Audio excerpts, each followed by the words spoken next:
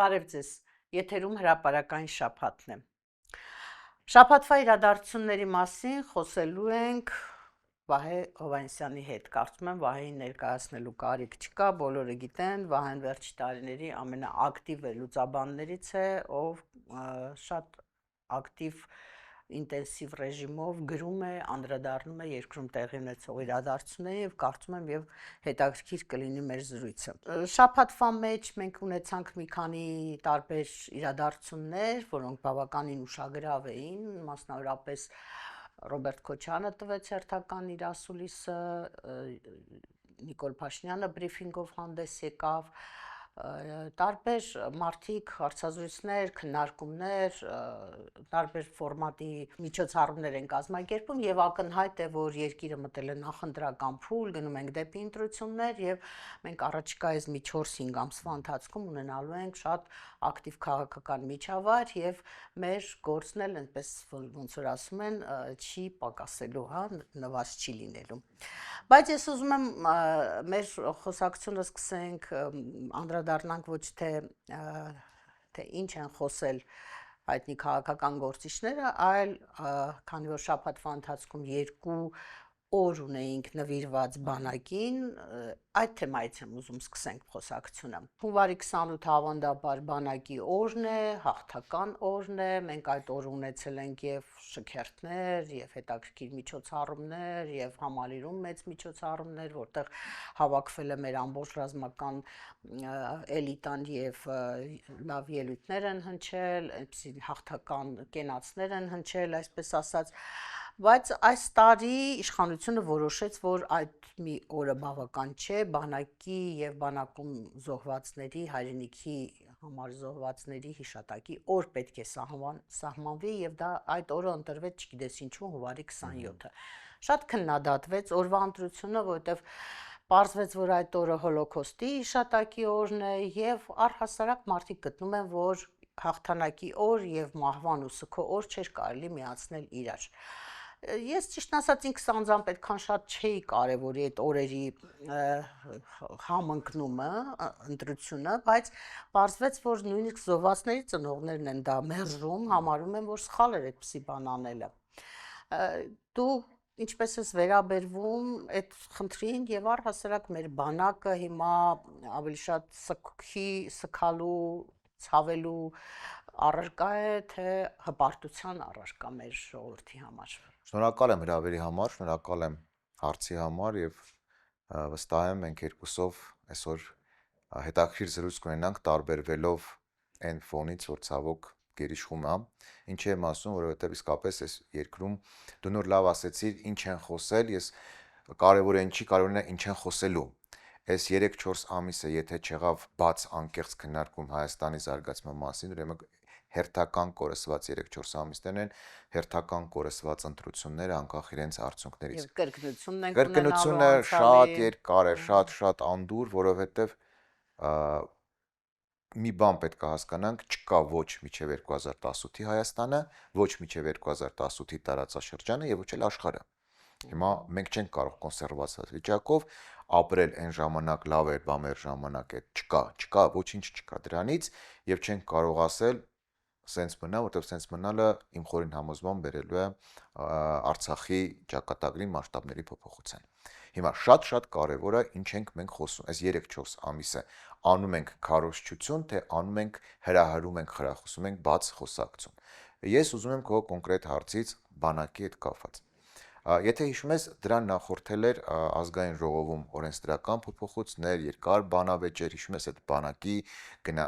բանակից խուսափվածների տարբերակ օրենքներով կարգար ժամկետը եւ այլն։ Միջև մենք չհասկանանք, որ խնդիրն ենք լուծում, կոնկրետ բանակի հետ կապված։ Շատ դժվար է ասել, սա PR-ա, թե սա ինչ որ մտածված քայլ, սա լավն է, թե սա վատն է։ Ոչ մեկ դեռևս չի վերցրել այդ թեման եւ խոսի, ինչ բանակ ենք մենք տեսնում հենց վաղվանից։ Հին բանակի մոդելը չկա, որտեղ ոչ այդ մարտահրավերները կան, ոչ այդ պահելու գիծը կա եւ ոչ էլ տեխնոլոգիական այս առաջընթացում դա էֆեկտիվ է։ Հիմա քննարկել թե նայեք, եթե գնում ենք զուտ նախընտրական, փոլ մեկը կարա ասի 2 տարին սարքում է 1.5 տարի ծառայություն։ Ոչ մի բան չի խանգարում որևէ առաջատար ընդդիմադիր ուժի ասի ես սարքում եմ 1 Մեկ տարի, տարի։ մյուսը ասի կես տարի Այո, եւ սենց իրար ջանասելով գնում ենք, այո։ բայց ոչ մեկ դեռ չի հրել այդ բառից չվախենանք, ինչ բանակ ենք ուզում։ Հա ո՞րն են այդ ռիսկերը, որտեղ հիմա կներես բանա մտել ենք հատուկ գործողությունների միջազգային հարաբերությունների փուլ, որտեղ Վենեսուելա օրինակով, Իրանը, որ մեր աչքի դեմն է, ինչա կատարում։ Էլ երկար բարակ չեն խոսում։ 1 շաբաթ, 2 շաբաթ դնում են նախապատրաստական քարոզչություն, դնում է որևէ գերտերություն պայմաններ եւ ասում է էսա։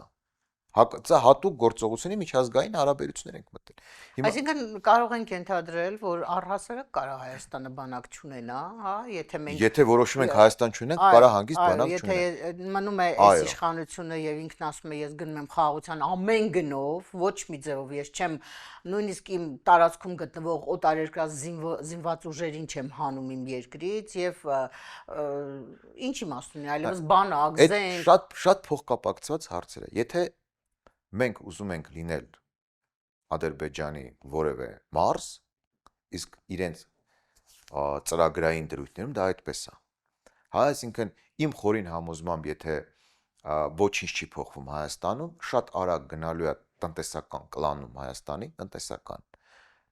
եւ երկրորդ գնալու է Հայաստանի դեմոգրաֆիկ իրավիճակի կտրուկ փոփոխություն, ինչ որ հատուկ օպերացիաների արդյունքում, եւ մի օր շատ արագ, այնքան այնքան արագ, որ չենք հասկանալու ինչա կատարվում։ Էս ալի, այս երկու պարզ քայլ։ ի վերջո այս վերջի 4-5 տարվա իրադարձությունները Ամեն ինչը այնքան արագ են Այգեք անկեղծ զարգացել, որ խոսենք, բոլոր 91 թվականից բոլոր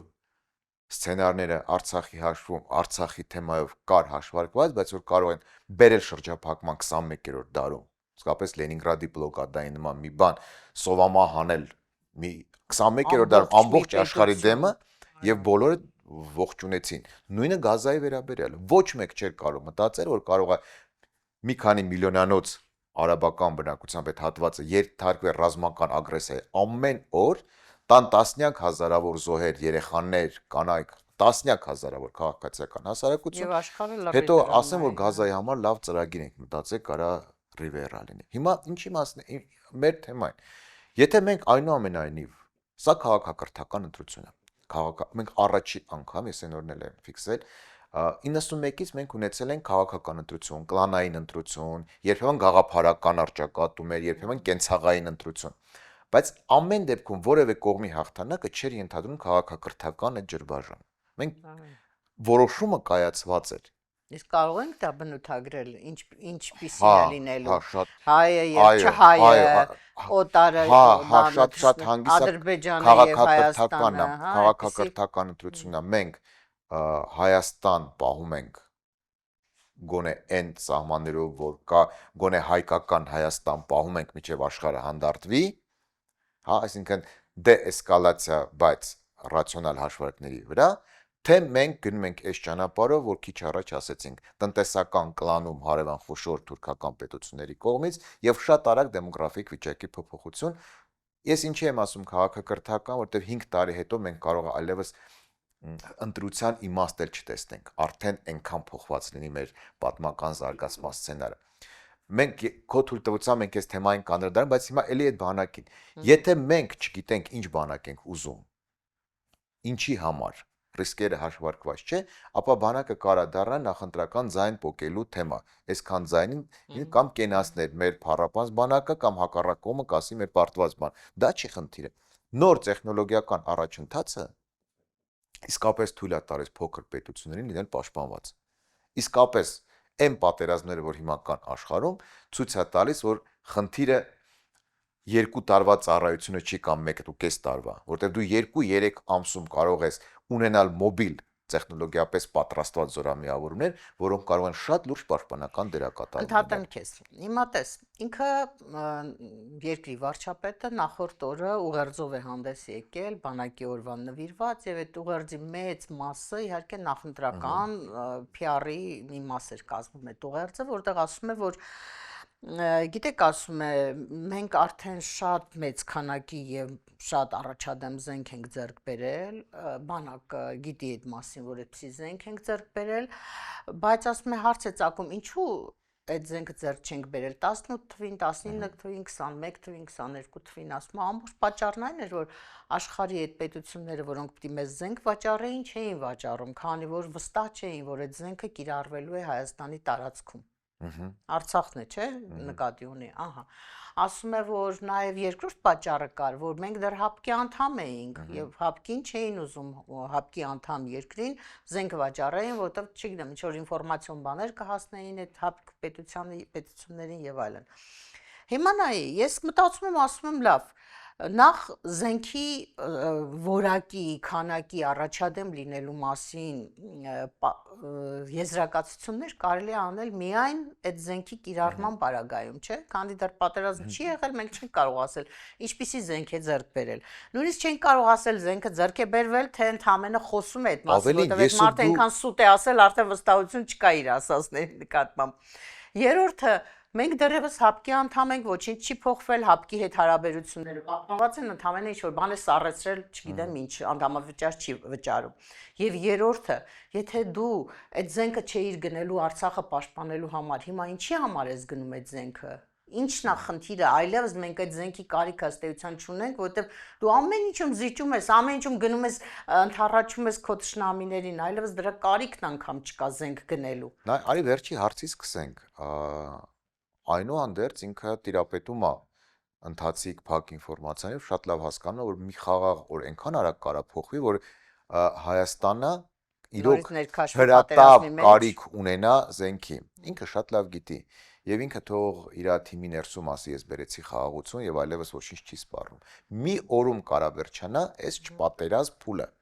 Եվ հաջորդ ընտրությունը մենք կարծում քո տաղավարում խոսք են հաջորդ ընտրության իմաստներից մեկը այն է թե այս չպատերազմ փուլը, որտեղ չկա ռազմական գործողություններ, դրա հետագա մենեջմենտը։ Եթե դու անես հիմար մենեջմենտ, դու ունենալու ես պատերազմ եւ պարտություն։ Եթե դու անես հիմար ագրեսիվ մենեջմենտ, ունենալու ես դա։ Եթե դու անես այն ինչ որ քեզնից պահանջում են, դու դառնալու ես Ադրբեջանի մաս։ Խելոք մենեջմենտը այն է որ չպատերազմ վիճակը ճիշտ կառավարի եւ բերի իսկապես սահմանների դեէսկալացիային եւ հաշվի առնելով համաշխարհային իրականությունը, ռեգիոնալ իրականությունը, ճանապարհներ, այո, պիտի բացվեն, որ ճանապարհները, քո շահը որն է եւ այլ եւ այլ եւ այլն։ Հիմա այդ այսօր ունենք ռազմական գործողությունների բացակայություն։ Ինքը իր էլեկտորատի մի մասի վրա ծախում այդ գաղափարը։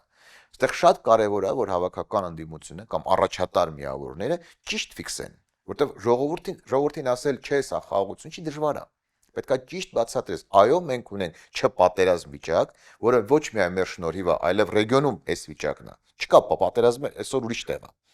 Հիմա այս չպատերազմը մենք առաջիկա 5 տարին պետք է ճիշտ կառավարենք։ Ինքը զենքաբերում, ինքը շատ լավ գիտի, որ ամեն օր այս վիճակը կարա փոխվի։ Հիմա ինչ վերաբերում է ՀԱՊԿ-ին, տեսեք, ՀԱՊԿ-ի ամբողջ հմայքը կայանում էր նրանում, եթե որևէ մեկին թվում էր թե ղազախները, տաջիկների հետ գալու են մեր համար կռվեն, դա մանկամտություն է։ ՀԱՊԿ-ի ամբողջ հմայքը կայանում էր նրանում, որ դու ռուսական ներքին շուկայի գներով կարողանում ես ձեռք բերել ցանկացած զենք։ Քո բանակցային ունակությունից կախված։ Այդ պարագայում պետք է լինել, չգիտեմ, էլի իսկապես չհասկանալ ինչա երկրի կառավարումը, որ ասեիր, չէ, ես այս գինը չեմ ուզում, էժան ուզում եմ բերեմ այլ տեղից 4 անգամ թանկ։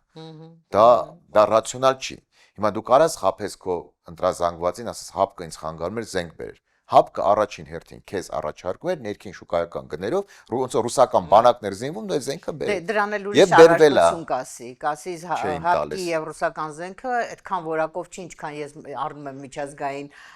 այլ գործընկերներից, բայց փաստա չէ, որ այդ ՀԱՊԿ-ի ունեցած զենքով աշխարհի կեսը ՀԱՊԿ-ի զենքով ակտիվում լավ խեղճացրել, դա մի քիչ բան դա ինչքան պիտի ուզենաս քեզ խափեն, որ խափես այս պարագայում։ Այդ Եվ հետո գիտես, նաև մենք տեսել ենք, թե ինչպես էր, չէ, սու ինքնաթիռի ղեկին նստած ցույց տալիս, որ ես ՀԱՊԿ-ից էր, չէ, բերել։ Հետո այդ սու ինքնաթիռն էր կազմել, որպես զենք եմ ձեռք բերել, բայց կառավարման լրջությունը ինքը լավ որակ է։ Եթե դու ունես հնարավորություն այլ տեղից լավ բան բերելու, ինչի ես դա բերում կոնֆլիկտային դաշտ եւ սրում բերում եմ ու միաժամանակ կոնֆլիկտի մեջ մտնում օգտվի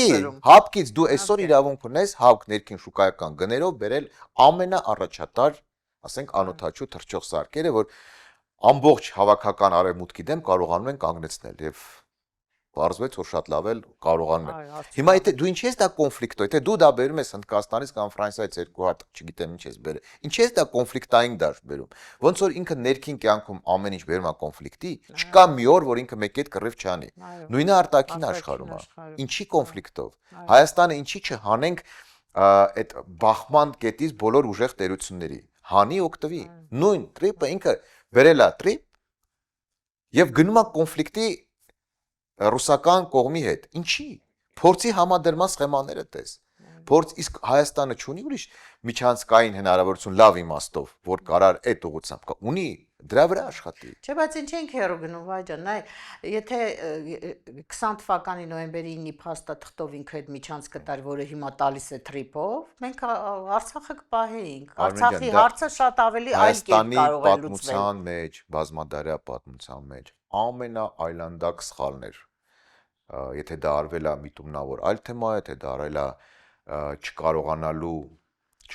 չհասկանալու, դա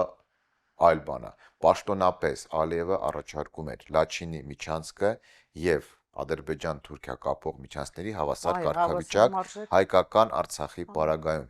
լսել այդ եւ չգնալ այն ժամանակ կային ազդեցիկ միջնորդներ, չգնալ այդ թեմայով ուղիղ բանակցությունների եւ չգնալ լուծման, ես չգիտեմ, դա եւ տալ եւ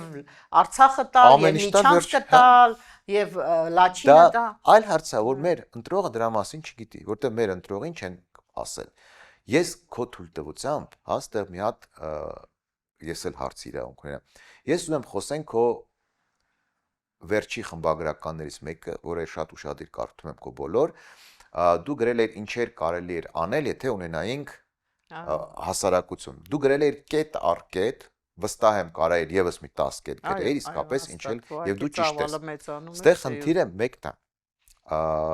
Հասարակությունը ինքը առանց կազմակերպելու դա չի անում, որևէ հասարակություն։ Ստեղ մենք հանգում ենք հանրային process-ների մենեջմենտին։ Չի եղել այդ մենեջմենտը, չի մատուցվել խնդրը, չի արվել կազմակերպչական գործ, դրա համար մարդիկ տանն են։ Հա, համաձայն եմ, ընդդիմության մեղքը շատ մեծ է, բայց դե ինքնակազմակերպումն էլ կարող է աշխատել, էլի Վահեջան։ Դե հիմա մեզով է կազմակերպում, մենք անում ենք, չէ, մեր անելիքը չենք նայում, թե ով ինչ ոնց։ Եթե երկիրը զարգացած ինդուստրիալ երկիր չի եւ չկան խոշոր կոլեկտիվներ, արտմիություններ, մեծ գործարաններ, ժողովներ կանանան եւ այլն, ոնց որ շատ դժվար է այս տիպի երկրներում, փոքր բիզնեսային երկրներում եւ այլն, այդ կազմակերպելը ինքնակազմակերպել շատ դժվար է։ Իշխանությունից կախվածությունը մեծ է, վախերը շատ են։ Ահռելի է։ Բաները, թեր կուսակցական համակարգերի պարագայում շատ դժվար է, ֆիկտիվ են, շատ հասարակական միավորներ, շատ ֆիկտիվ են եւ այլ եւ այլ եւ այլ։ Մենք դա ունենք, բայց մենք ունենք նաեւ գիտենք 100 հազարավոր մարդիկ, որոնք ամեն օր տանը, չգիտեն, անզորությունից խելագարվում են։ Ամեն ինչ շատ լավ հասկանում են, ինձ քեզնից լավ են, սրտացավ են եւ այլ։ Պետք է կազմակերպել։ Հիմա չենք մեղադրում ոչ մեկին։ Գալիս ենք նախընտրական փուլա, այ հիմա դա պետք է կազմակերպվի։ Եվ ես մի քանի անգամ միշտ ասել եմ, մի հատ շերտ կա հանրային, ներառյալ դու, որոնք 4-5 տարի իսկապես սկզբունքորեն, անմնացորդ, գրագետ, իրենց գործ են արել, բայց դա պայքար է։ Ու այդ մի քանի տասնյակ մարդիկ էս ամեն տեղ ասում, հանկարծ չասեք ընտրությունների հետ մենք կապ չունենք։ Ընտրությունները, կուսակցություններն, չէ, եթե դուք տես թողեցիք, ընդդիմադիր կուսակցությունները կազմվելու են կամ կլանային մտածողությամբ, կամ շքախմբային, ով ավելի, միշտ տենց է 91 թվականից տենց է, ես լավ գիտեմ Արմեն ջան։ Այդ հանրային ակտիվը, որ իսկապես տրամադրություններ է ձևավորել երկրում, դիմադրություն է ձևավորել, այս նույնիսկ այս այլանդական մարդկային բան, իրանք չպիտի ասեն մենք չկանք։ Ես բոլորին ասում եմ, գտեք ձեզ կոմֆորտ որևէ ձևաչափ, կուսակցությունները հիմնովին վարկաբեկվել են մեր երկրում։ Կա, մոտ նեգատիվ վերաբերում կա։ Էդ եմ ասում, չկա առողջ իմաստով կուսակցություն։ Այո։ Բանը ցուցակ մտնելը, քանի որ գզվռտոցիա վերածվում, ոչ մեկը իրան թույլ չի տալիս մտնի գիտեմ, նորմալ մարդը չի կար։ Իսկ դու վստահ եղի, որ հենց հիմա արդեն գնում են ամեն մեկը, ես 4-րդն եմ, թե 6-րդ, ասենք ծիծաղալու է այդպես բան խոսալ։ Այս հիմա շատ կարևոր է, ընդդիմադիր ֆորմատները իրենք հասկանան այս ընտրությունը ինչի մասին է։ Շատ կար հիմա հետո ուշալնել եւ ճիշտ բացատրեն լայն ընտրողներին ինչի մասին է այս ընտրությունը։ Այս ընտրությունը ոչ ցուցակի մասին է, ոչ մանդատի։ Երկրի մասին է։ 2 տարի հետո կարող է ընտրություն անելը լինի անիմաստ։ Իմ ու քո հետաքրքրությունը կարող է կորածնի ընտրություններին։ էսա։ Դե իրոք քաղաքական Ես քեզ ավելին ասեմ, հավելեմ քեզ։ Ես մեծ թվով մարդկանց եմ ճանաչում, այդպես գրագետ նորմալ առաջադեմ մարդիկ են, հայրենասեր մարդիկ են, իրենց երկրի ցավով տառապող մարդիկ են, ամեն մեկը տարբեր մասնագիտություններ ունի։ Ասում են, եթե վերարտադրվեցին հունիսին, թողնելու եմ գնամ այս երկրից, չեմ մնալու։ Մի խայտարակ արտագաղթի ալիք է սկսվելու, եթե սրանք վերարտադրվեցին։ Համատարած կա բան, նույնիսկ այն ընտանիքներում, որտեղ երբեք դա այդ խոսակցությունը չի եղել, որևէ սոցիալական դժվարություն։ Գիտեմ, ու չես կարալու մարդկանց մեղադրես, որտեղ մարդկանց ընտրություն պիտի առաջարկել։ Այս մարդը առաջարկում է մի բան իրականում, բայց խափում է, ասում է, ես ուրիշ բան եմ առաջարկում, փաթեթավորում է։ Մեր խնդիրը պետքա ճիշտ պոզիտիվ բան առաջարկել։ Լավ, ուրիշ թեմա արի քննարկենք։ Քո կարծիքով իրոք մարդիկ չեն հասկանում ուր է տանում երկիրը այս իշխանությունը եւ ընդհանրապես տեղեկացվածության, գիտակցության, հասկանալու, հա, process-ների ընթացքը կարողանալու, ընկալելու խնդիր ունեն, թե շատ լավ էլ հասկանում են ու գիտակցված գնում են, որտեղ ուրիշ կողմնորոշիչներ ունեն իրենք, ոչ թե պետության ապագան, ոչ թե մեր նման մտածում են, որ այս լինի, այն լինի, ազատվենք, փրկվենք, այս փոսից դուրս գանք, այլ ուղղակի իրանք հաշտ են այս ամեն ինչի հետ, հաշտ են այդ նույն քաղբանտարկյալների գաղափարի հետ, հաշտ են եկեղեցու դեմ արշավի հետ, հաշտ են, որ կարա երկիրը դառնա Ադրբեջանի մաս, կարան ադրբեջանցիները գան 300,000-ով, չգիտեմ քանի 100,000-ով ապրեն Հայաստանում, իրենք արդեն ոնց որ մարսել են այս ամեն ինչը, հա, ես մեկ-մեկ այդպիսի տպավորություն եմ ստանում։ Քո հարցի պատասխանն է եւ ինչ ասեցիր ստորակետով կա։ Եվ այն ունենք, ցավոք, մեր սոցիոլոգիան միշտ էլ բարդ է եղել։ Ընդհանուր միջև պատերազմը շատ բարդ է եղել, որտեղ մենք քաղաքային կուլտուրա չունեցող պետություն ենք։ Մեր քաղաքները սկսել են սարքվել հետ սովետական փուլի կեսերից էլ այդ Երևանը Երևան չէր, եւ մյուսը քաղաքային կուլտուրան շատ մենք ագրարային երկիր ենք եղել։ Տեղ մի քիչ սոցիոլոգիան ուրիշ է, ցավով եմ ասում։ Պատերազմից հետո մենք պարտության հասարակություն ենք։ Այդ մի առանձին բարդ թեմա է, առանձին շատ բարդ, որտեղ վախը, սուտը, ընկճվածությունը, ագրեսիան, դա ահավոր միքս է դառնում եւ դու դժվար ես ստանում։ Քաոսի մեջ։ Ավելին, մենք ունենք ոչ ստանդարտ սոցիալական խմբեր, անկեղծ եմ ասում, որը էլի դու պիտի ընդունես որպես փաստ։ Դրա մասին մի օր առանձին խոսենք, հետ պատերազմյան փուլում կամ վերջի 5-6 տարում իսկապես ոչ ստանդարտ սոցիալական խմբեր են ձևավորվել։ Պետքա դրանց հետ լեզու գտես խոսել։ Միևնույն ժամանակ շատ մեծ է բանը ազդեցությունը քաղաքական կոռուպցիայի, որտեղ ուղակի փողով, պետական փողով իշխանությունը լրացնում է։ Շատ մոնոլիտ համակարգ են սարքել, եթե դու ուզում ես Պարգևավճարների թեման ես ասում։ Միջև գիրք տպեմ, ֆիլմդ նկարեմ, երգը մի հատ մոնոլիտ բոլոր տենդերներով, բոլոր բաներով կլինի դա կառավարություն։ Իշխանություն պահելու համար բանա։ Երկրորդը չի եղել Հայաստանում, չկարան փակեն ակադեմիա։ Հա, ստեղծել են, բայց հավաքական անհանգստություն կա։ Ակնհայտ է, որ հավաքական անհանգստություն կա։ Եվ կա նաև բանը, որ աշխարհը, քանի որ ինքը խելագարվել է, տենց հեշտ չի ասել, ես կթողնեմ կգնամ։ Այստեղ մի հատ հարց է տալիս, ուր ես գնալու։ Ռուս-ուկրաինական կոնֆլիկտի գոտի, թե Տրամպի միգրացիաների դեմ արտաքսում է այդ բանը կա, հիմա դա ինչ որ ճակերտան ասում, լավ իրավիճակ է։ Պետք է ասել, սա մեր տունն է, ընդհանուր հայկական տունն է։ Եվ հավաքական ընդդիմության խնդիրը ճիշտ կոդել ձևակերպել, սա հավաքական մեր ընդհանուր տանը պետք է լինի խաղաղ, իսկապես համերաշխ, որտեղ ներքին համերաշխությունը այս իշխանության հակաթույնն է։ Հենց ուզում ես տեսնես մարդը քեզ խափում է, ինքը որ ինչ է մտածում, բան էդ է։ Եթե գնում է կիսել, ջարդել, բռնել, կախել, բան, ուրեմն հասկացեք, որ դրանք բան են խաղում, պրոիշխանական, այդ որ չեն սկսում, բայ եկեղեցին, լսեք, ով է մարդ քաղաքական միավոր, որ կարա մի տարում ասի Արցախ Հայաստանը վերջ, հետո 5000 զոհից հետո ասի Արցախը Ադրբեջան, դա ինչ Չէ, որ հետո բանի, Գարփեր Կճոյանով սկսի դա բարենորոգել ինչ որ, եկեղեցին։ դա ինչ որ բանի բարենորոգման, բայց այդտեղ շատ կարևոր է իսկապես գրագետ բանաձևեր գտնել։ Անդիմության 3-4 առանցքային բլոկներում դա շատ կարևոր է։ Եթե դա արվի,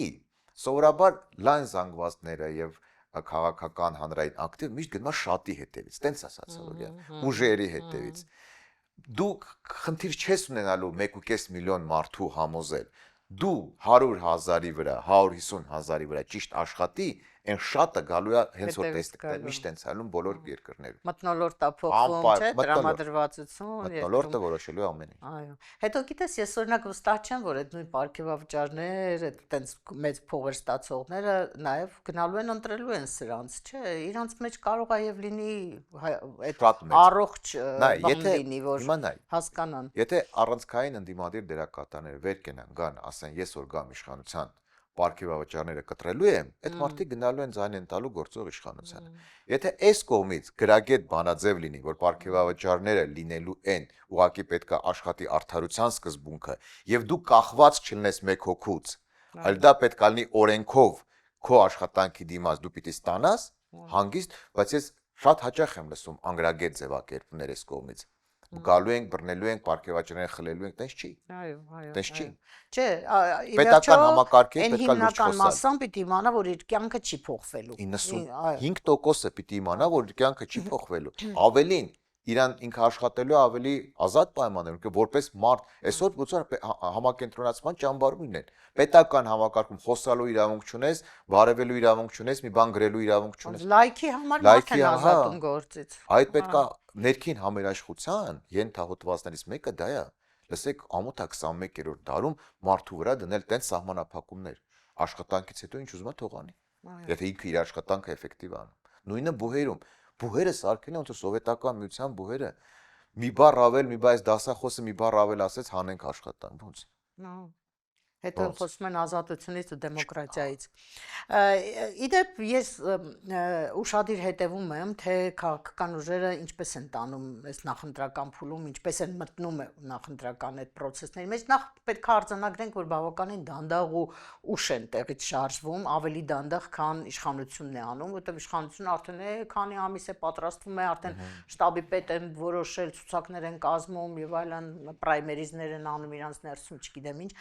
Իսկ ընդդիմությունը այսպես դանդաղ սկսում է բանակցել, խոսել, հա, քննարկումների մեջ են մտնում, բայց գիտես տպավորություն է, որ այդ բանակցությունները ոնց որ թե արդյունք չեն տալիս։ Գոնե մինչև այս պահը մենք չունենք այդպիսի մեծ միավորներ ձևավորման, գոնե ուրվագիծը չունենք, հա, որ տեսնենք, որ ստացվում է։ Ես չգիտեմ, դու հետևում ես թե չէ ընդդիմության գործողություններին, կուզեի որ մի քիչ դրա մասին խոսեինք, ով է ճիշտ շարժվում, ով է ճիշտ մեկնարկը տվել եւ ով շանս ունի հաջող հասնելու ավարտին։ Այ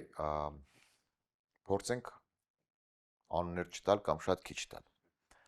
Ակնհայտ է, որ ունենք լավ հնարավորություն 3-4 խոշոր դաշինքի։ Դա ունենք։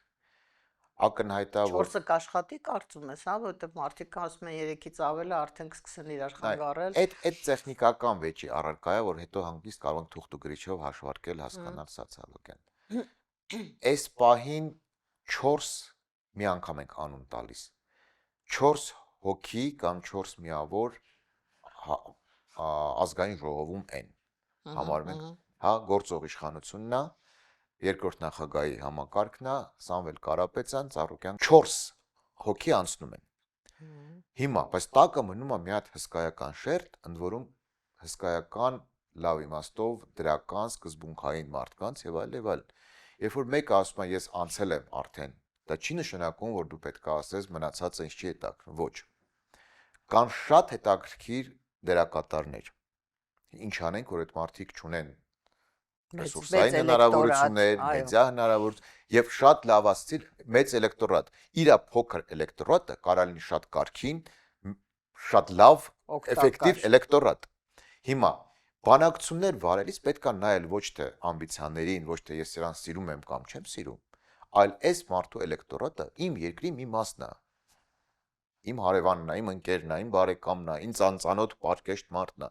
Դու պետք է նայես, որ բանակցությունից դու բանակցում ես էլեկտորատի հետ։ Եվ եթե բոլորին կամ շատերին առաջնորդի ոչ թե անձնական խնդիրը, այլ իսկապես հաջողության խնդիրը, կստացվեն բանակցությունները։ Լավ թե վատ, չգիտեմ ինչ, եւ շատ կարեւոր է մի հատ էլ բան, արհեստական դաշինքները եւ արհեստական մյուրները կարա լրիվ հակառակ արդյունք տա։ Չես կարա մեկին հանուն մանդատի խցկես տեղ կամ մյուսին հանես, չէ։ Այստեղ շատ կարեւոր է հասկանալ բնականը, ում հետ, ում միավորումը կտա արդյունք, որտեվ կարող է այս մեկի միավորումը նրա հետ լրիվ հակառակ ունենա կամ զրո էֆեկտ, բայց սրա հետ միավորումը կարա լավ էֆեկտ տա։ Դրա ժամանակ դեռ կա ակնհայտ։ Առաջիկա 1-2 ամիսը դա գիտություն է, պետք է նստել հասկանալ։ Իսկ քո կարծիքով հիմա հասարակությունը ընտրողը այդպես ծրագրերի, ծրագրային առաջարկների սպասում է, թե հիմա լրիվ ուրիշ չափանիշներ են գործելու, գուցե մի խնդիր պետք է դրվի, հա, հեռացնել այս իշխող ուժին ու այդ խնդրի շուրջ կենտրոնանալ ու ոչ թե սկսել ոլորտային ծրագրեր ներկայացնել, ասել թե ասենք ես եկա գյուղատնտեսության կամ արդյունաբերության մեջ ինչ եմ փոխելու եւ այլն եւ այլն։ Շատ կարևոր է։ Որտեղ ես տեսնում եմ, որ մեր ձևով շարժումը ինքը փորձում է հենց այդ ոլորտային բաների վրա աշխատել, տարբեր խմբերի։ Երկու փոշոր շարժում այդ գիծը տանում է մեր ձևովի եւ առաջարկ Հայաստանի պրոյեկտը։ Ինչի եմ ասում ճիշտ են ասում, որտեվ ամեն դեպքում այս ընտրողին չի կարողանալու որպես քվեարկության մատերիալ։ Ընտրողին պետքա տալ ընտրության հնարավորություն եւ պետք չի թերագնահատել մարդիկ իրենց ընտանիքներում, իրենց հիմնարկներում նայում են ասում ով ինչ ասեց եւ ով իմ կյանքը ոնց է պատկերացնում ընտրությունից հետո մարդկանց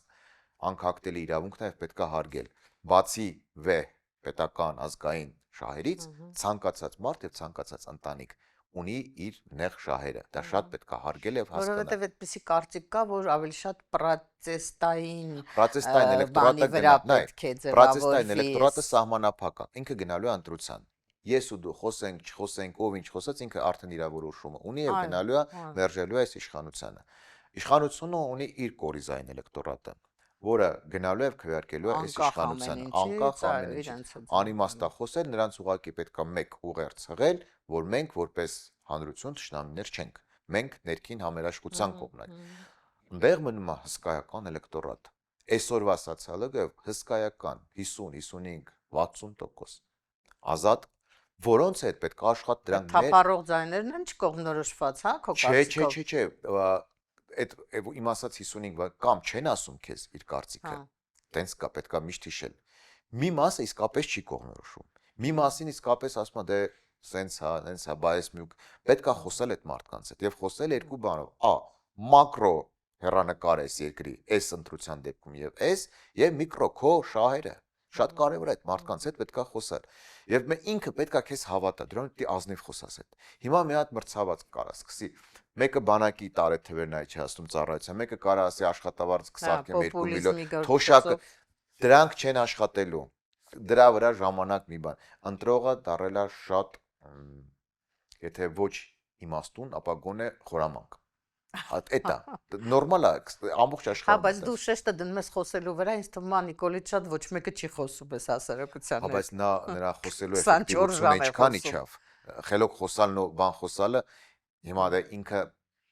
բազմաթիվ առանցքային հարցերում ինքը իրան հերքել է, ինքը իրան հակասել է, այդ խոսքի ինֆլյացիա է տեղ ունենում։ Այստեղ շատ կարևոր դու մարդիկ հավատում են այլևս իր խոսքին։ Հիմա այստեղ շատ կարևոր հակառակ կողմից խոսացողները իրենց խոսքի արժեքը իմանան։ Հենց դու վստահություն ձեռք բերեցի, որ քեզ լսեն ու վստահեն, այնքան արագ բան կանի կաշխատի։ Մի վերջին թեմա էլ կուզեի անպայման այսօր խոսեինք, եկեղեցու հետ կապված այս բոլոր 6-7 ամսվա իրադարձությունները մեր աչքի առաջ են, ես տեսնում եմ, որ դու ես գրում, հատկապես կինդ է, մեր Լիլիթն է շատ գրում այդ մասին, արտահայտվում ամեն ջանում, բոլորս, այսպես ասած, լծվեցինք եկեղեցու դեմ այդ արշավը կանգնեցնելու գործին, բայց ոչինչ արդյունք չտվեց, մարդը սենց բանի պես, տանկի պես գնում է եկեղեցու վրա եւ շարունակում է ամեն օր նոր բաներ է մտածում եւ այլն, կարծում ես կհաջողվի իր ծրագիրը իրականացնել, թե դա արդեն Շատ բարի։ ձախողված, տապալված Շատ բարի, ծրագիր կարելի է շնորհակալություն։ համարել։ Մի քո ասած մեջ մի հատ նոտա կա, գուցե ճիշտ չհասկացա, բայց ինչպես ասել եմ, այս հակաեկեղեցական արշավի սկզբից եւ ասում եմ հիմա, այս process-ը ավարտվելու է եկեղեցու հաղթանակով։ Դա ոչ մի կասկած չկա։ Եվ շատ լավ դա գիտի իշխանությունը եւ այդ բանի կազմակերպիչը, որովհետեւ ինքը տեսավ, որ ահռելի կոնսոլիդացիա գնաց եկեղեցու շուրջ։ Ահռելի եւ Այդ դեպքում ինչի համար է անում։